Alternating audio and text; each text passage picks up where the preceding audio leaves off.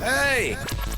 This is JJ and Alex. I made a name for myself, I told you I won't be denied. As you wrap up your day, it's time to get your fix of the teams you live for and the sports you love. This is JJ and Alex on 97.5, the KSL Sports Zone.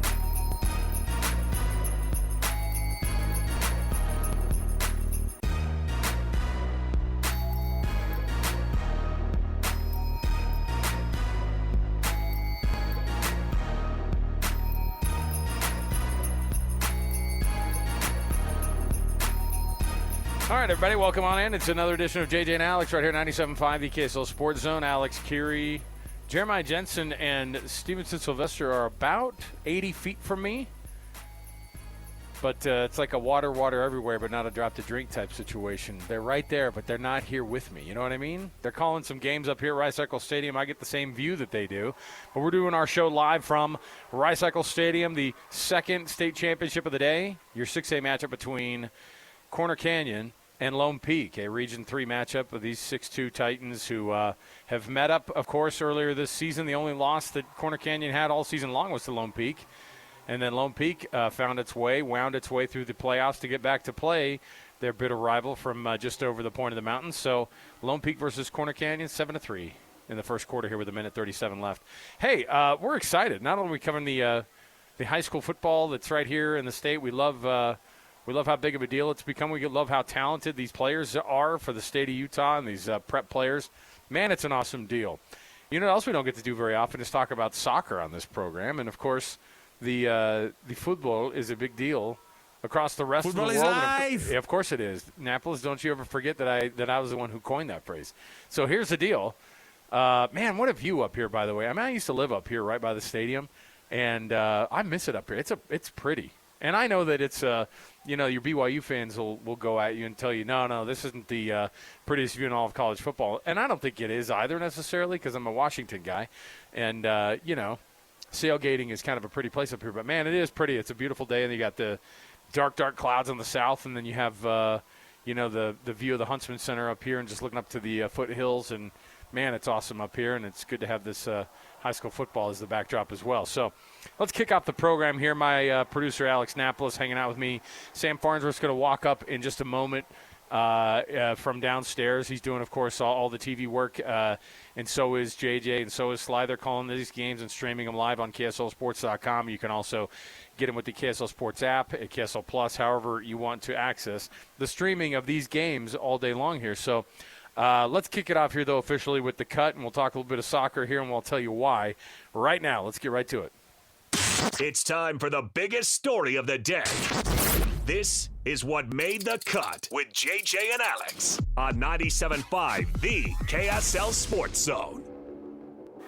Trajan Wealth brings you this portion of the program, TRAJANwealth.com, for all your trusted local needs in retirement. So here's what you've got, by the way. You've got a Jazz basketball game tomorrow against the Thunder. That's a big one. You have tonight Mammoth hockey. Man, they need this. They got to get this one tonight. And I know it's a lot to ask. You just say, hey, just start winning and start pulling some things together. Let's get this thing going. But you've got a lot on the plate, and so right after our broadcast tonight, you're going to get the hockey pregame. Well, let's kick things off here with a little bit of soccer. And, of course, Real Salt Lake. It's one thing, Annapolis, to roll out the schedule. It's another to finally be able to say, for the first time since he joined the MLS, that Lionel Messi is going to be showing up here into the state of Utah in April. That was part of the big schedule reveal. Lots of big names coming into Utah to take on Real Salt Lake. Will you please explain to me how big of a scale situation this is from a news standpoint, from the sporting world standpoint, from how big of a deal it is? And we're going to talk with Kurt Schmid in just a moment here, but just explain to me for one moment here why this is such a huge deal that Messi's coming to town. It's a massive deal because Messi is undoubtedly one of the greatest of all time, if not the greatest of all time. Yeah, I was going to say. There is no other soccer player, I think, that has been able to accomplish what It's only between him and the other Argentine guy, Maradona, okay? And you can throw Pelé out there, but I'm not into it, okay? So as a guy who is always talking about Argentina and Argentina soccer, man, I'm all about it. So huge deal. He's coming to town. And you know what's crazy about this is Messi coming to town. I was covering as a young reporter the moment that David Beckham hit the scene and came to this very stadium where I'm sitting right now. I can actually see the section I was sitting in covering Real Madrid coming to town. When David Beckham and Real Madrid came and took on Real Salt Lake, this is when they were still playing at this very stadium, on top of the fact that it was a huge deal. I just remember being a young reporter and going, man, I know this is a big deal. I know David Beckham's a big deal. I know what the implications are of a soccer superstar coming to the state of Utah. But, man, we were at the airport. I mean, that's how big of a deal it was for us covering it. We're asking him questions as they're getting off of the plane at the private airport there, and it was as big of a deal.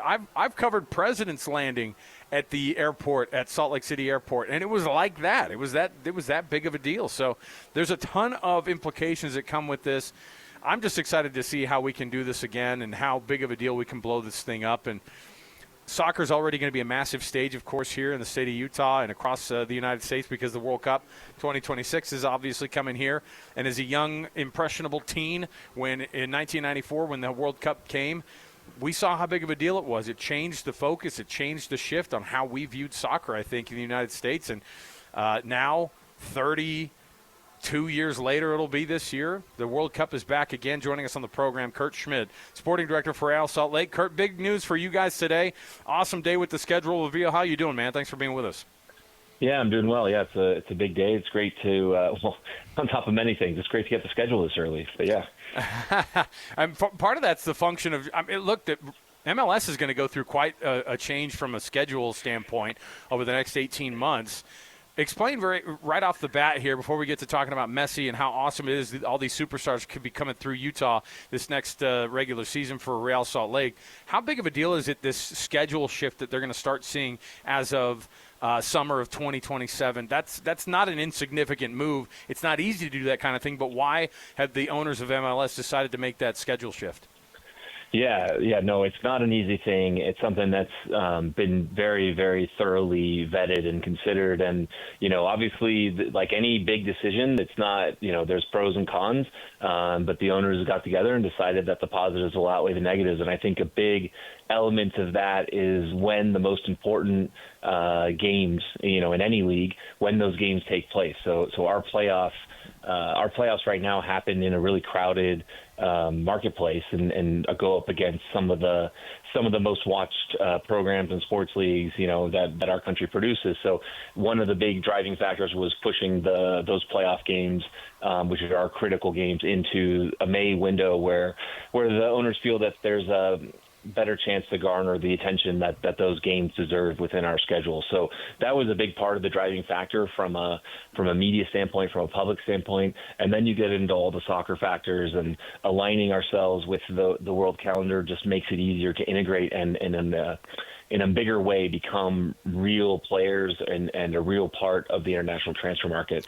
And right now, and we were a little bit victims of this last year, where the big window in Europe, which typically if you're selling players, you're selling them generally to European clubs, and their big windows in the summer because that's their off season. That's when they're spending the most money, when they're signing the most players. And obviously, when you look at our teams, do we want to sell players in midseason? No, of course we don't. So aligning those transfer windows so that they're buying players when we're most likely to be selling players or interested in selling players should increase the opportunity to get transfer revenue in that way. And also on the other side, it should help us acquire players at lower cost, because now when we're signing the most players to fill our rosters, that's when players in Europe and throughout the world are going out of contract. And so the number of free transfers that you can pick up is a lot higher, which should reduce our player costs on the acquisition side as well. From the acquisition standpoint, MLS relies a lot on being able to sign a lot of those big names that are coming out of Europe, and a lot of those guys are in the MLS this year. Of course, obviously, Lionel Messi's the name that pops up, and for the first time ever, we're crossing our fingers for that April 22nd date for Messi and Miami to come into Salt Lake City. How big of a deal is that going to be? I was telling our producer Alex before the show too, when I was a young reporter back in 2006, I was covering when David Beckham came to town with Real Salt Lake taking on Real Madrid at Rice-Eccles Stadium, where I'm sitting right now.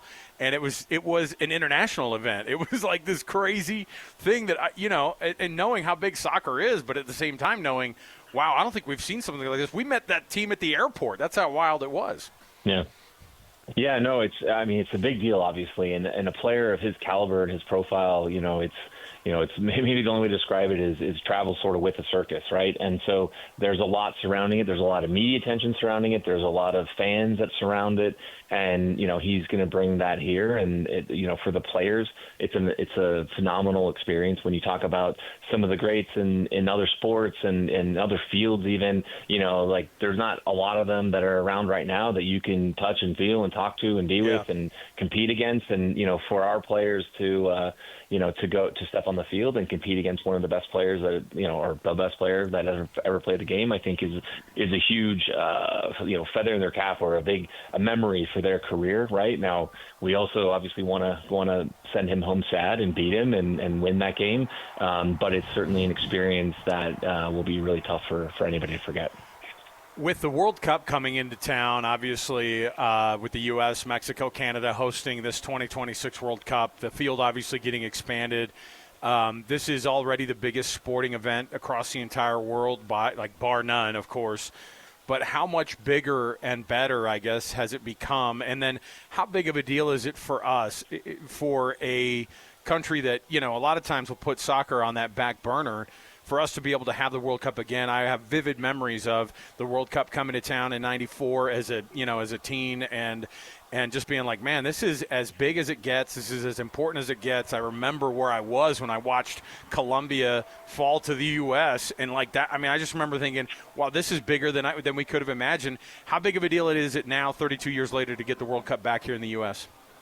Yeah, look, it's massive. I mean, the easiest, or maybe one way to try to look at it is, in '94, that World Cup, basically the buzz around the sport sustained itself for 2 years until, and it basically launched the league that we're all working in and watching now in MLS. So, now obviously we have a more established, more mature league. And so the attention that this event will garner and the buzz that it'll get the sport, should give us a huge, huge boost. And I think that's massive. I think there's also an opportunity where, players from around the world, some of the top players with their national teams will come here and they might realize, what, I'd really like to play in this league, and not in 5 years, but tomorrow. So, I think coming off the back of that World Cup, you might see some of those players, sign for MLS clubs, and you'll see them play again in person in our league. So those are huge positives, and I think it's a really exciting time to be involved in this sport. And at the end of the day, and I think you said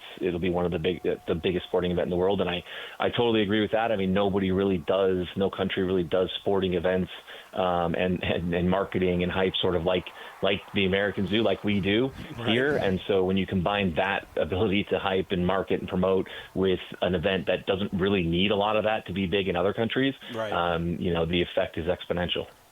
Kurt Schmid, he's the sporting director for Real Salt Lake. You and Pablo both extended earlier this month to be with the club longer term. How much has the club turned a corner on you've got the change of ownership that happened last year. You've got the buzz around the team that has already been, this has been building for decades now with this team. What's the next step for RSL and making that next step to be as good as they can be at the MLS level, and to be kind of getting back to the MLS Cup again and hoisting that thing up here in Salt Lake City again? Yeah, it was a real tumultuous year with the ownership change and some departures earlier in the year, and it obviously didn't go at all how us or the fans wanted it to go, and the finish to the season certainly was a big disappointment. It was disappointment for the players, for the coaching staff, for Pablo and myself. I've been in this league a long time now. I know you've got to get to the playoffs, and that gives you a chance to compete and try to win the trophy that everybody wants to win. But the way the season ended and finishing ninth place, that's nobody's target. That's nobody's goal, and our aspirations and our ambitions are much higher than that. And I think the disappointment that we feel and the motivation that it gives us to improve the team is sort of testament to what our expectations are, and the expectations of the fans, which they should expect a team that can compete for trophies, and that's our intention. Jason Kreis, of course, is a name that folks here in Salt Lake know very, very well. And now that he's moved into that position of the president of soccer operations, how important is it to have recognizable names, people who know this market and know how big it can be here, and the fan base here in Salt Lake City to have Jason with the team in that role now?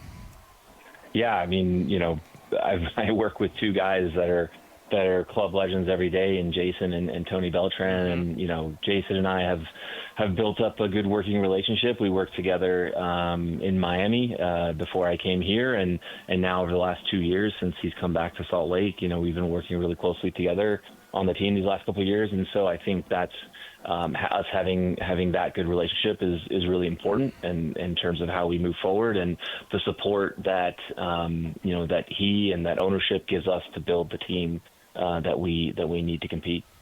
Kurt, from like a fan standpoint, because obviously you've been around the game a long, long time, your dad being a long-time coach in MLS and just following the sport probably as closely as you've had to, when you see all the names that are on the docket, aside from Lionel Messi, what are some of the ones? I would imagine like a Thomas Muller, some of these names that pop up, you go, oh my gosh, we have these guys coming to Salt Lake that are playing right here under the lights in Salt Lake. Which one excites you?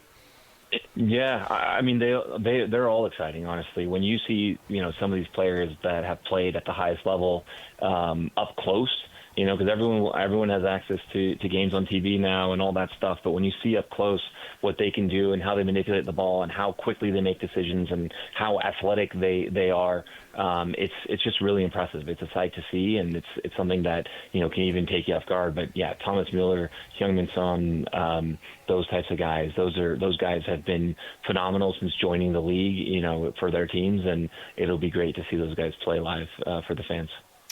Well, we appreciate it. Kurt Schmid, he's of course, he's the director of sporting for Real Salt Lake, and he of course is signed up long term now.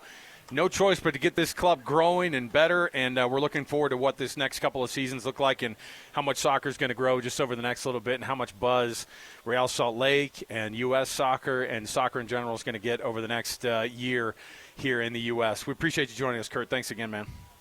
Thanks, guys. There you go. Kurt Schmid, everybody. Hey, listen, Napolis, I mean, don't pretend like you're not trying to beat the door down with as many soccer stories as we can get now.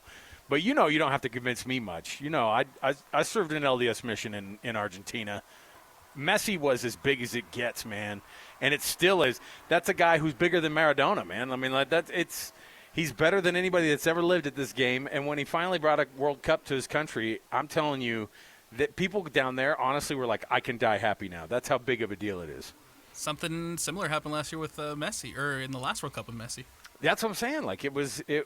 I've never seen how. And again, like what was funny is that the guy's been playing forever. I don't know. I mean, he's not the LeBron. He's not the LeBron Tom Brady type, but like he'll play as long as he wants and for like wherever he wants. And obviously, he's his own contract, like unto himself. Like he's the kind of guy that he can basically put himself into, whatever level of being able to be a part of, this thing going forward in the soccer world. He can kind of just punch his ticket. And I think people get the idea like, oh, he's old and busted, but he still walks onto whatever field he wants and scores whenever he wants, it seems like. Oh, absolutely. Despite his age, he's still very similar to the Messi you saw 10, 15 years ago. Right, yeah. All right, well, it's a big deal. State of Utah, obviously big deal because this is one that we're all trying to figure out with this. Do we have some breaking news that I got to get to right here? Are you going to hit the breaking news sounder? We can jump in on this thing. I mean, we're oh boy, what's going on with the Big 12 right now, man? According to Pete Thamel on ESPN.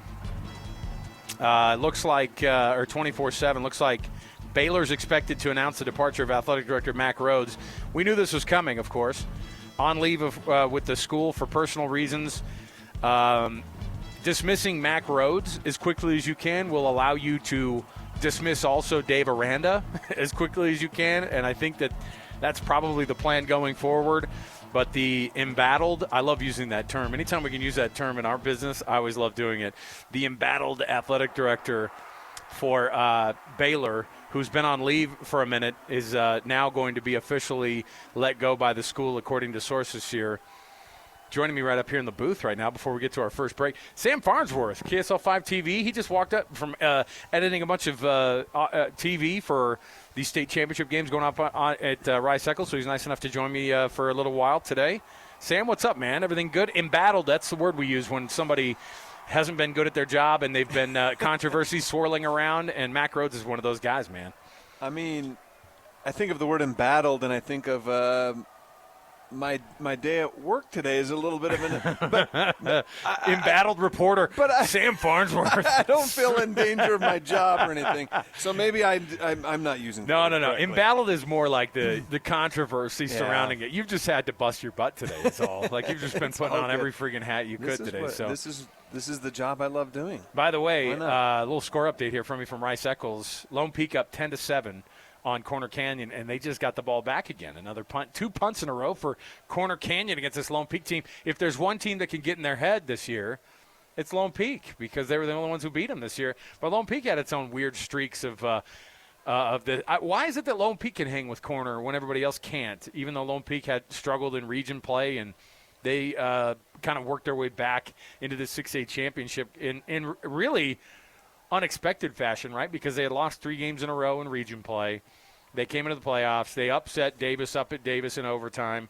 And now they're playing. Why is it Corner Canyon has such a hard time with Lone Peak? It's because they know each other so well? I guess, right? But you'd think that, I mean, there's other teams that know each other well that know Corner Canyon. Skyridge is one of those teams. Yeah. You know, and every now and then Skyridge gets their number. Lone Peak, though, you can count on it. You know every time that these two teams face, it's going to be tight. For whatever reason, they've got the blueprint. Right? Yeah, and I think part of it is they're not afraid of the physicality of Corner Canyon because they have just as big a dudes. You know what I mean? Like right. these are still crazy athletes. This is on nuts. These teams. I don't know when the last time was you walked the sideline of a high school football game here in our state, but I mean, I had to do a couple of the Game Night Live games this year. I don't remember kids being this big when I was in high school. I mean, I'm just walking down there, even in the 4A game, Ridgeline and Green Canyon, you'd think, okay, these guys are going to be a little smaller, you know, they're from Cache Valley, whatever, but they're not. They're still just as big. Massive. I'm walking down there, and the first thought that crosses my mind is, are my sons even going to – No. They're not going to be this big, are they? That was the issue, I think, with Davis is they don't have that size in the trenches that some of these schools do down in Utah, in southern Salt Lake counties in this Region 3, just massive. But again, like you said, I was the standard for how big – like I was the big guy on my high school team, you know, and I was, you know – even these skills in high school, guys. I was probably only 5'11", and I was probably even these receivers and linebackers and massive. I mean, they're tall. Well, the quarterbacks thick, are giant. They're big. Think about it. Yeah. You know, it's big. This state, and we talked about that. You guys have probably talked about it a ton on your show before. I talk about it all the time because I can't get enough of being how proud I am of our state. But this state, our state of Utah, produces so much great football talent, and it starts at a young age nowadays, you know, with the Ute Conference and the other similar conferences in this state, the way they develop these kids now. But the talent that we see moving on to the next level, how many D1 athletes have we seen come through Rice Eccles the last week and a half, right? With the 12 teams that were here last week, or however many, I don't do the math anymore. That's about right. I don't know. However many teams have come through this stadium, how many D1 athletes have been on this field that are going to go to the next level, and a handful of them are going to sniff the NFL even. Well, I mean, it's you crazy. Saw, obviously, the Pula kid last week making that catch. The expectations are quite high. I mean, his team's in the state championship now, and that's a guy who's committed to Utah. He's going to be playing on this very field. But, yeah, you're right. It's interesting how good the talent has become. Everybody else is kind of waking up to it, too. That's why they're getting stolen away in a lot of these big programs as well. When you see, like, these kids that have offers to 15 schools, and 2 of them are Utah and BYU, and then the other ones are, you know, Alabama and SEC teams and Big Ten teams and your Oregons and your USC's, and it's crazy. All right, we're going to take our first break. We'll come back. We've got more to go. We're at Rice Eccles Stadium, of course, 6A state championship game in the background, and then we'll, of course, bring you the rest of JJ and Alex. Stay right here with us. We've got more to go around the corner. Mitch Harper's going to join us from Cincinnati in just a little while. We've got sound from, and we're actually looking over, Sam, Yeah. We can see the Utah practice field. They've got folks out there. This might be the closest we've ever been to being able to watch Utah practice right now. Can we zoom in? Can I get the binoculars out? Would we be breaking a bunch of rules? Yeah. We're actually watching Utah practice right now. See what happens. Across the street. All right, we'll take the break. We'll come back. More to go. JJ and Alex, 97.5 the KSL Sports Zone. Nobody gets you ready for Utah football more than the KSL Sports Zone. Ready? Kyle Whittingham and the Utes return home for a battle against Kansas State. Your home for the best coverage of Utah football is right here on 97.5, the KSL Sports Zone. You're locked on to JJ and Alex on 97.5, the KSL Sports Zone.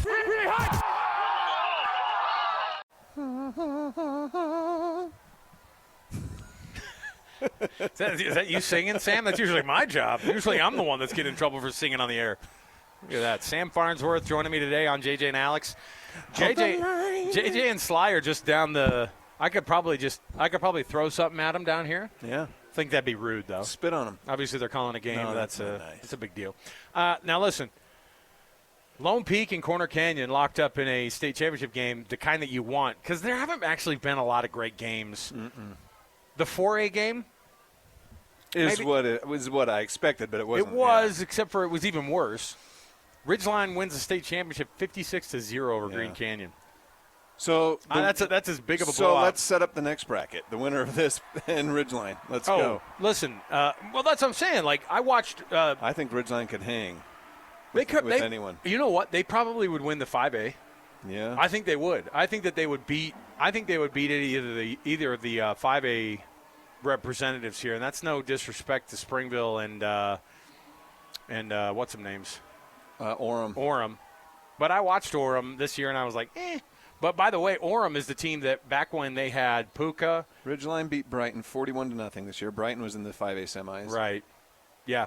So do you remember back in the day when it was Cooper Legat quarterback, Noah Sewell in the backfield, and playing linebacker, Puka Nakua on that team as well, or maybe it wasn't Noah Sewell, maybe it was Nephi. Yet. Maybe it was Nephi Sewell.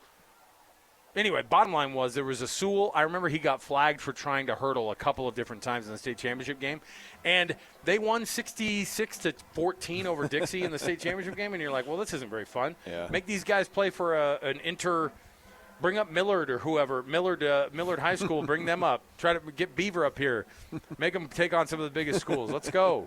I want to see this thing happen. By the way, as I mentioned before, the news that's breaking, Pete Thamel from 24/7 has tweeted it out, and all the sources are pointing to Mack Rhoades. We knew this was probably just going to be a matter of just kind of getting the paperwork figured out and working this thing out. But Mack Rhoades, who's been on leave as the athletic director for Baylor, after the alleged incident with him getting mixed up with Michael Trigg, they're tied. Listen to how wild that is. A verbal and physical confrontation that happened earlier in the season that came to light a few weeks ago, and then after that, he lost his gig as the what was he? He was the commissioner he's the commission chair for the College Football Playoff Commission. He had to walk away from that. He had to walk away from the athletic director spot at Baylor, and now it's just probably going to be a matter of time, I would think, for Dave Aranda to lose his gig as well. There's just no way that this thing's going to stay. And by the way, this is why these things come out when they do, Sam, because people want to have – they're fine absolutely just blowing up the image of their school right now to be able to go, hey, we just need to get somebody new in there, which is what they want to do, and I'm sure they want to get a big name. But it's such a hard thing to do right now, especially because I think there's like a record number of Power 4 positions that are open in the offseason, and so – who do you get if you're Baylor? It's a really hard thing to do, to try to ask somebody to come in, and if there's a long list of really good coaches who are available, there is a long list of schools that people probably want to go to before Baylor. And so we're going to see the roulette happen here, right? The rotation, because some of these coaches that have lost their jobs are going to quickly find other jobs. We've already seen that. Penn State, Franklin, right? Yeah, he's over at Virginia Tech now. He goes to Virginia just got Tech. hired already, right? Mm-hmm. So you're going to start seeing that. And the thing is you want to make these coaching changes sooner than later because of the way the transfer portal works now. If they close up that spring window, right? The way recruiting, all of this, the way all of it works, you got to get in on that coaching carousel ASAP. So you fire your AD. Feels like the coach has to happen ASAP for Baylor, right? Well, it almost feels like that's the one that they want. Well, I mean, Mack Rhoades, I will say, he's been a problem for a lot of the big boosters and some of the administration. After the back and forth, I mean, he basically sent Kim Mullaney packing, right? Isn't that her name? The basketball coach. Mm-hmm. And like he didn't get along with her, and that's a bad deal. Like that's one of the most historic like coaches you've ever had at your program. By the way, as soon as wherever she shows up, she wins. So you run her out of town, and that's not the place you want to go. He screwed that up, and I think that a lot of people saw that, and that was kind of. And he and Dave Aranda are close. Like that's the big thing is like they're buddies, right? And so. Anyway, it's a wild thing because now in the Big 12, you think about Oklahoma State, who fired Mike Gundy really early on in the season. Right. They're going to have to figure out a coach. And, you know, you look at some of the programs that got new coaches over the offseason. You think about Scott Frost going to UCF, and you think about Rich Rod is Rich Rod 2.0. Those are two coaches who already – we're at a different place. Like I mean, they went off to try to coach at these dream places, and then in Rich Rod's case, he had to kind of work his way back. Came through with the FCS system again after being at the big schools that he was, and I think it's an interesting thing to see what West Virginia has done, what UCF has done, and all these coaches that weren't good enough at all these other programs suddenly will be. I mean, you hate to say it, it's kind of the one man's trash, another man's treasure type deal. Honestly, James Franklin is probably in a better situation at Virginia Tech. Right. That's a program he could build up. Baylor's a program he could build up. These are places that do not Baylor is specifically, and Oklahoma State is even part of this. There's money there. There's recruiting there. And so can you make it happen? Well, we'll see. So this is what I'm curious to see what happens. You know, I talk about the carousel, the domino effect here. As more and more coaches lose their jobs, how many of these coaches that have had relative success at the P4 level, how many of them are going to resurface in the coaching searches for some of these other jobs, right? Everybody's name will come up because we have no creativity. We don't find new people. Correct. And they want, well, this guy has experience at this level. He knows how to recruit at this level. You know, he's won games at this level, whatever. Right. Even if they're not a coach that can win a conference championship, get yourself to the playoff. You know, what are you looking for in a head coach? How many of these names are just going to resurface in these other jobs, number one? Number two, how many of these big coordinators at successful schools' names are going to start popping up in these jobs? Look locally here. Right? Is Jay Hill's name going to pop up again? People love Jay Hill in the coaching world, whether it's the right fit for him or not. Hey, hit up Morgan Scalley. It seems like that job is not going to come up anytime soon. Why not? If you're looking for, I get the contract, but if you are looking for a head coach, why not at least throw your line out there and be like, hey, Morgan, is there any interest you're interested that we can just at least talk? You've got to vet these things, right? So the top coordinators, and I think here locally, obviously, so you think Jay Hill, whether, he obviously loves the environment and the program that BYU has to offer for his family, not just for himself personally. So it's going to be harder to pry him away. It's going to take a little bit more. But he's going to be a hot commodity, I think. Morgan, maybe not because of his contract, but like I said, you still got to vet that. Bronco? No? I mean, look, no way. I don't think so, but he's coached at the Power 5 level, and he did something with a program that was not doing well. He brought them back to relevance to an extent, right, at Virginia. He wins almost everywhere he goes. Maybe. I really don't think that's the route they go, but it's just all of these things all these thoughts kind of flood my mind when you think of how many jobs are opening up so rapidly. They're going to have to talk to a lot of people here. It's a wild scenario to consider, but the coaching carousel in college is starting to get as stagnant and as nepotism filled and as non-creative as I think that any of these programs, or like the NFL has gotten, right, or the NBA. It's the same names we start to recycle over and over again. Yeah. And then every once in a while, you get a guy in his late 30s who's doing a great job at some of these different places. You think of I think Alex Golish's name has come up a bunch. He's the next guy who's set to get a big P4 job. Or you think about Tulane's head coach who is 30-something. Yes, and everybody loves a young, kind of fired up Kenny Dillingham type. Speaking of a guy whose name keeps coming up, even though everyone talks about that being the dream job of his lifetime, and yet at the same time, a lot of times it's hard to try to figure out. Money talks loud, and as we've seen, there's tons of it in college football. Well, and if they're willing to pay these buyouts, let me tell you how much money it would have to be too, because I looked into it. I was looking at this, and I was like, well, how much does Kenny Dillingham make? And so if you were to think about it, how much is Kenny Dillingham making down at Arizona State? I don't know the answer, but I would guess $10 million. He's almost to 10. Yeah. He's at like 8.5 after incentives. Okay, which $10 million is what gets you Brian Kelly. Brian Kelly got $10 million is almost the baseline at the major programs. It is now. not. It's, you know what it is now. It's that 12 to 15 number. I think that people are going to have to do to be able to get there. And by the way, it's going to be more because in a case for whose buyout were we looking at the other day? Lane Kiffin. He has to pay $4 million to Ole Miss if he wants to leave this year. Now, that, of course, is going to get worked into whatever school is going to pay it for him. And so add $4 million to the number that school is going to have to come up with, which Florida, LSU, they don't even care. You know what I mean? Like, those programs do not care. All right, we'll take a break. We'll come back. Almost halftime here at the state championship game, 6A up at Rice-Eccles Stadium. 4 seconds left, and Corner Canyon is at the Lone Peak 46-yard line. And it's 17-14. Lone Peak leading. They just punch it in after a nice little drive to get down. This will likely be the last play of the half here as Hila Makasuga steps up into the pocket, makes a throw, and it gets intercepted. Now can you get this thing down the field? No. I don't think you're going to. That's how the half is going to end there, right there. So, a little penalty flag on the field. We'll take a break, though. Either way, we'll take a break. Come back here with us. We've got more to go. We've got a Would You Rather. Stay right here, 97.5 EKSL Sports Zone. Listen, everybody. Real-life hypotheticals to get your brain churning. As JJ and Alex ask, would you rather?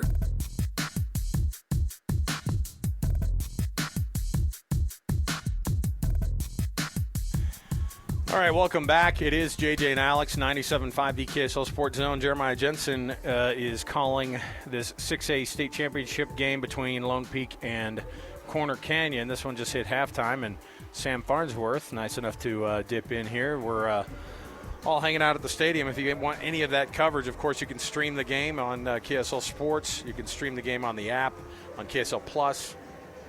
It's easy to find. Come on. I think you asked JJ, would you rather do the play-by-play of the high school football or host JJ and Alex? He made his choice.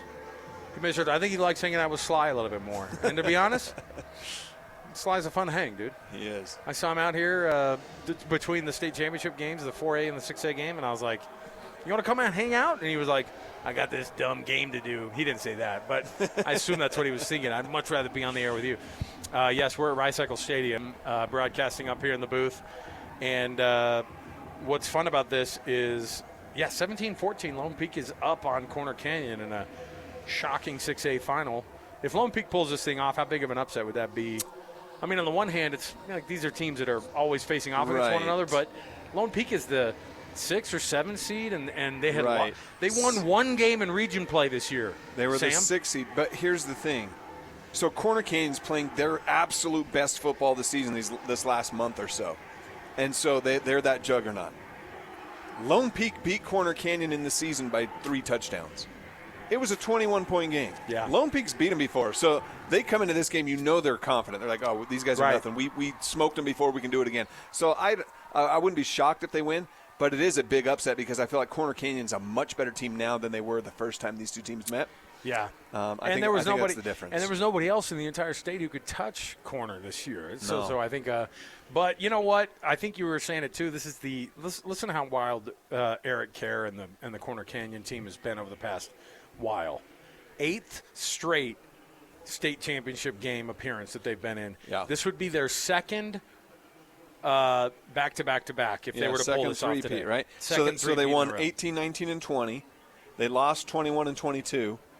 And then they've won 23, 24, and here they are in 25. They could win 25, So, and I think the 21 and 22, one loss was to Skyridge and one loss was to Lone Peak, if I remember right.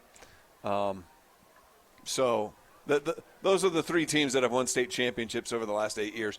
Corner Canyon's done that in multiple classifications, though, because they were that newer school still working their way up. But man, they are a juggernaut. Let me ask you this. This is my would you rather for today, and we'll get right out to the break. USC is playing 15th ranked USC is playing number 7 ranked Oregon, up at Autzen. They're a 10-point dog, by the way. USC is up at Oregon. I think Oregon is the better team. Oregon's got 1 loss. Okay. Number 22 Missouri is at number 8 Oklahoma, who's coming off, of course, their biggest win of the year over the past in the Brent Venables era. I don't know if there's been a bigger win. Number 8 Oklahoma. Now they're 2 losses. Right.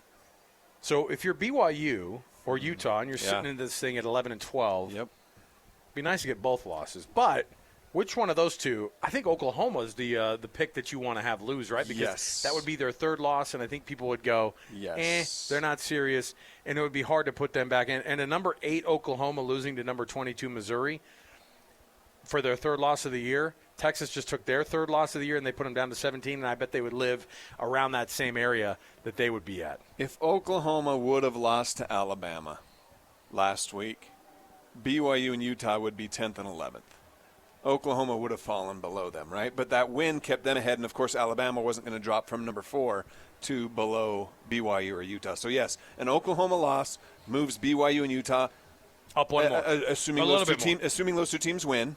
That's 1 more spot up. However, if USC wins also, I think USC jumps. No way. Yes, I think they do. And it's not because they're better, but it's because of the situation. They're the Big Ten. They beat a number 17. They're an LA school in the Big Ten. Yeah. They're already on the cusp there. They're already on the bubble, and they're coming into, who is it? Again, Oregon, right? Yeah. 9-1 Oregon team who's ranked 7th. They beat Oregon. Oregon has 2 losses. USC jumps in. Oregon wouldn't fall below. They would keep Oregon.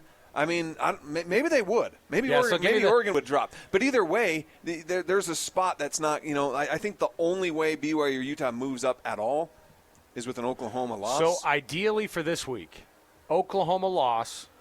And USC lose. And then if USC loses, they are out of the picture. Yeah. With and then you can figure out next week if you want Oregon to lose. Then worry about next. But get some of those teams out of the mix. And look, ultimately, it always comes back. I like this about sports, that we can do the whole theoretical thing, right? If this happens, this is what we need to happen. If this happens, and then you this need can all happen. of it, by the way, in college football, because it's so freaking wild. However, what it boils down to, at least for BYU, what it boils down to, just win. Yeah. Win. And I get it. The Big 12 everything. championship game is going to be tough if they get there, but win, and you're in, and story's over. Utah's a little different, but Utah's done. Wow, since they lost to BYU, they're doing exactly what you're supposed to do. Thump teams, pass the eye test, make it look dominant, make it look great. And that's what they're doing. And as a result, the committee and all those people who are looking at Utah, they don't even think about their loss to BYU. They don't even think about their loss to Texas Tech anymore. Right. Yep. Here at Rice-Eccles. I mean, I was here for that game. That was a dominant, one-sided game for Texas Tech. Yeah. They don't even think about that anymore. And so Utah's in a situation where it's like, if they win out and they win big, which they're probably going to do, there's a great chance they can backdoor their way into this playoff. Let's take a break. There's so many more scenarios still over just the next couple of weeks. There are. The next 3 weeks, really. If BYU can get to the Big 12 championship game, how big of a deal is that going to be just for that school? Massive. And how far they've come, and to be able to be in that discussion and to be able to have that second shot at Texas Tech, man, it's a tough team to try to beat twice. Try to beat them once, not BYU rather, but facing them again to try to figure out how to beat those guys again. That would be so hard if you're BYU to try to figure out what Texas Tech. You're like, what do we do against them? Well, I don't know, because nothing went well the first time. We'll take a quick break. We'll come back. When we do, Mitch Harper's going to join us live from Cincinnati, covering the Cougs, taking on the Bearcats there. At Nippert Stadium, Mitch is in Cincinnati, so we'll talk to him next. Stay right here with us, 97.5 the KSL Sports Zone.